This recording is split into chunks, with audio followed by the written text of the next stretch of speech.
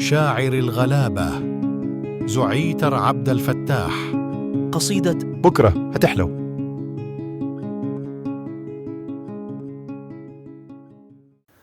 أتمنى اللي يشوف قصيدتي على اليوتيوب أو على الفيسبوك أو على برنامج الكواي أو على التيك توك يعمل لي اشتراك في القناة. وكل سنة طيبين جميعا. السلام عليكم. هيجيلي اللي يقدر قلبي، وده ثقة في الله مش في الأشخاص، علشان أنا لما بحب بصون وبكون موجود، مش صوت وخلاص. بتعامل باللي يريحني ويرضي ضميري، ومش فارق إذا كنت بعامل ناس حلوين أو خلق رخاص. ربنا رحمن وأنا مش زعلان على حلو اديته وما طمرش، رغم إني خسرت كتير يعني، بس برضو الخير ما يخسرش.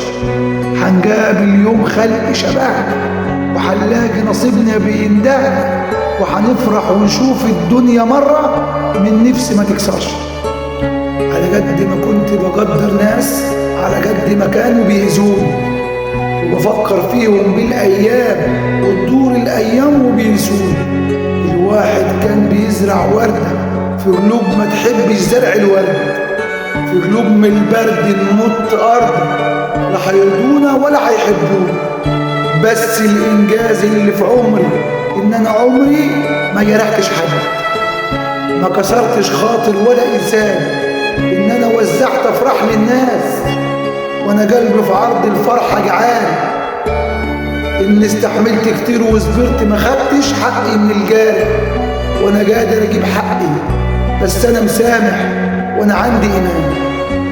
في ناس في الدنيا نصيبها تعيش ترضي المجاريح، تتمشى مع اللي الناس تأذيه، وتهد عليه الأيام والريح، وينام الليل وهم يعانوا من الوحدة ومن تفاصيل تانية.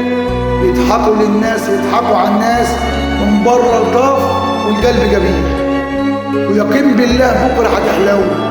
هندوق من الفرح اللي خسرناه، نتمشى معاه ويروق الجو، نحمد ربنا على عوضه الحلو، ونضحك على أيام السوء.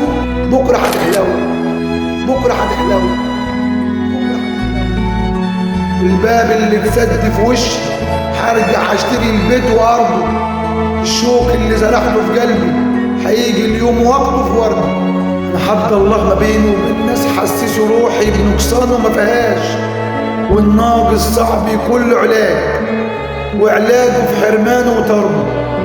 وادينا 4 مليون فرصة وسنين غفران ما بتتعدش. أنا عمري ما قصرت في حاجة، عزيت أشياء على قد الغير. عمري ما بصيت على حاجة حد أو شفت سعيد وكرهت الخير. طول عمري بقول ربنا يبعت ويبارك في اللي بعتهولي، وبصيت راضي برزقه ومرتاح ومكمل سير، عشمان في الجاي يكون أحسن. والله يعوضنا وننساه على ناس طلعوا فينا الغلطة والغلطة اللي احنا عرفناها. والله بجد في ناس مظالم وعشان ساكتين بانوا الظلم، وفي ناس كرهانة بجد صحيح وقلوبنا صحيح كانت حبابة. الله خير.